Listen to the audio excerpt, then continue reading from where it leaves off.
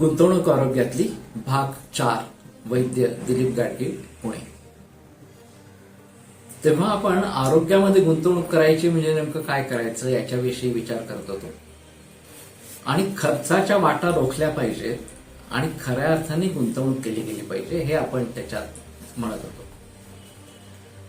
आता प्रश्न असा आहे की नैसर्गिक शेतीमध्ये सुभाष पाळेकरांनी त्याला झिरो बजेट फार्मिंग अशा स्वरूपाचं म्हणलं की एक कष्ट सोडले तर कुठल्याही प्रकारचा खर्च त्यामध्ये नाहीये.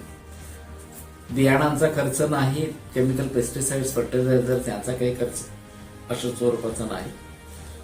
तुमच्याकडे फक्त एक देशी गाय जरी असेल तरी ती दिवसाला 10 किलो शेण देतं, जे 1 एकराला पुरेसं आहे आणि तशा पद्धतीने 30 एकराला एक गाय पुरेशी असं त्यांचं म्हणणं आहे. पण आपण दूध दुभत्याचा पण विचार करू आणि दूध दुभतं पण त्याच्यातून मिळावं अशा प्रकारची अपेक्षा धरूया. तर देशी गाय हा आता नैसर्गिक शेतीचा पाया असणारा अशा स्वरूपाचा आहे. मग त्याच्यापासून तुम्ही जीवामृत बनवू शकता आणि निरनिराळ्या प्रकारची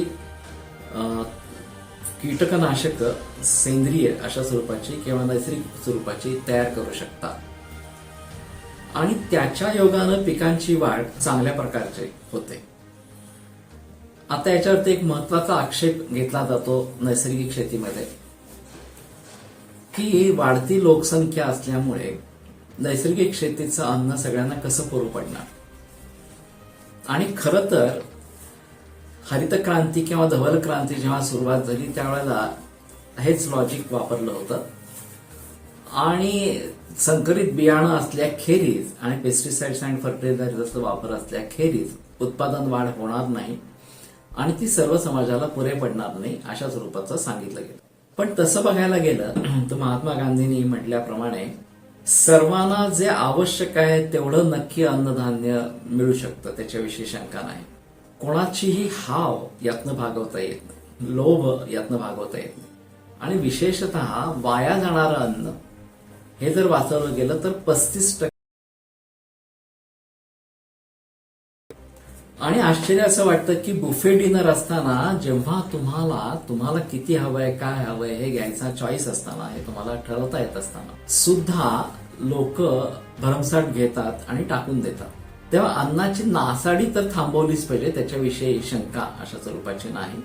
आणि आयुर्वेदानुसार तर सावकाश जेवावं असं आहे. ते अवकाश म्हणजे पोकळी आणि सावकाश याचा अर्थ पोकळी ठेवून जेवावं. त्यांचं म्हणणं असं आहे की घन आहार आणि द्रव आहार, त्या द्रव आहारामध्ये पाणी हे पण आलं, हे 1/3 अशा स्वरूपाचे असावे आणि उरलेला 1/3 भाग आमाशयाचा हा रिकामा ठेवावा आणि म्हणून सावकाश जेवावं. याचा अर्थ तेवढा भाग रिकामा ठेवून अन्न ग्रहण करावं. दुर्दैवाने आम्ही पोट भरेपर्यंत किंवा पोटाला तडस लागेपर्यंत अशा स्वरूपाचं खातो आणि मग रोगांना आमंत्रण देतो. जर खऱ्या अर्थाने जेव्हा खरी भूक लागलेली आहे तेव्हा आणि असं सावकाश अशा स्वरूपाचं जर जेवलं तर निश्चितच अन्नधान्याची मोठी बचत होईल आणि रोगांपासून पण मुक्ती होईल किंवा आरोग्य संपन्न दीर्घायुष्य अशा स्वरूपाचं प्राप्त. श्रीकृष्ण कोल्हटकर यांचं पातंजल योगसूत्रावरती खूप मोठं पुस्तक आहे. त्याच्यामध्ये त्यांनी भारतीय मानसोपचार किंवा अर्थात पातंजल योग दर्शन अशा स्वरूपाचं त्यांच्या पुस्तकाचं हेडिंग आहे मानस विज्ञान, मला नाव आता आठवत नाही. आणि त्यामध्ये खूप प्रकारचं वर्णन त्यांनी केलंय. त्यातला एक अनुभव पुरेसा बोलका असणारा अशा स्वरूपाचा आहे त्यांचा स्वतःचा आणि त्यांच्या पत्नीचा. जेव्हा त्यांनी नोकरीतून बाहेर पडून पुस्तकावरती लक्ष केंद्रित करायचं असं ठरवलं, योगाच्या अभ्यासावरती लक्ष केंद्रित करायचं, त्या घरखर्च कसा भागणार अशी एक पंचायत आली. त्यांच्या पत्नींनी लगेचच जाहीर करून टाकलं की मी एकभुक्त राहील आणि त्यातून आपले पैसे वाचतील आणि त्याप्रमाणे त्यांनी ते अंमलात आणले. पुढे कोल्हटकरांनी पण आपलं जेवण कमी केलं आणि त्यांनी त्यात सांगितलंय की त्याचे 2 फायदे झाले. पैसे तर वाचलेच पण आरोग्य चांगलं राहील. कमी खाल्ल्यामुळे आरोग्य जास्त चांगलं राहतं आणि जेवढं जास्त खाऊ तेवढं आरोग्य बिघडतं. हा एक संदेश असणारा अशा स्वरूपाचा आहे. आणि म्हणून सावकाश जेवलं तर आहे ते अन्नही सर्वांना निश्चितपणे पुरेल याच्यात शंका नाही. नमस्कार.